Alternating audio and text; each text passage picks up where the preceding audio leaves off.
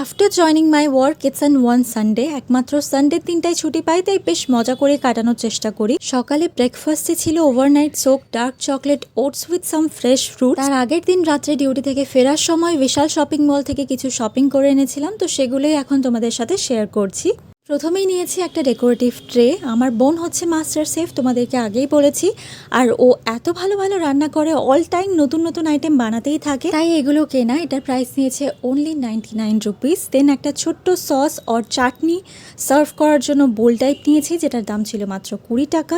Next একটা sandwich plate নিয়েছি, এটার দাম নিয়েছে 40 রুপিস আই গেস। নেক্সট এই সুন্দর দেখতে ট্রেটা নিয়েছি, এটা তোমরা যে কোনো জিনিস অর্গানাইজ করেও রাখতে পারবে অথবা সার্ভ করার জন্য ইউজ করতে পারো। এটার প্রাইস নিয়েছে মাত্র 159 রুপিস। নেক্সট এই কফি মাগটা নিয়েছি, এটার কালারটা এত সুন্দর লাগছিল তাই না নিয়ে থাকতে পারলাম না। আর এটার প্রাইস নিয়েছে আই গেস 90 অর 99 রুপিস, এই মুহূর্তে ঠিক মনে পড়ছে না। তারপর দুটো মাটির ভাঁড়ের মতো দেখতে কাপ নিয়েছি, আর এগুলোর দাম মাত্র 20 টাকা করে নিয়েছে।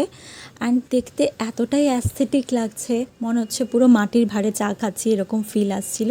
And this is the overall shopping. আর ওই দিন বাপি পমফ্রেট মাছ এনেছিল আর সাথে মাছের ডিমও এনেছিল। এখন তো প্রায় রোজই আম দিয়ে মাছের ডিমের চাটনি হচ্ছে বাড়িতে। তারপর এয়ার ফ্রায়ারে পুনম পমফ্রেট মাছগুলোকে ভেজে নিল, এটা হচ্ছে পুনমের স্পেশাল রেসিপি, কোনো একদিন শেয়ার করব। তারপর ট্রেটাতে সার্ভ করে বেশ কয়েকটা ফটোস ক্লিক করে নিলাম। ওপর থেকে লেবুর রস ছড়িয়ে পেঁয়াজ আর লঙ্কার সাথে গরম গরম মাছ ভাজাটা খেতে এত টেস্টি লাগছিল। ওই দিনটা অনেক লম্বা ছিল, তাই ব্লগটা এখানেই শেষ করছি, বাকিটা নেক্সট পার্টে শেয়ার করব।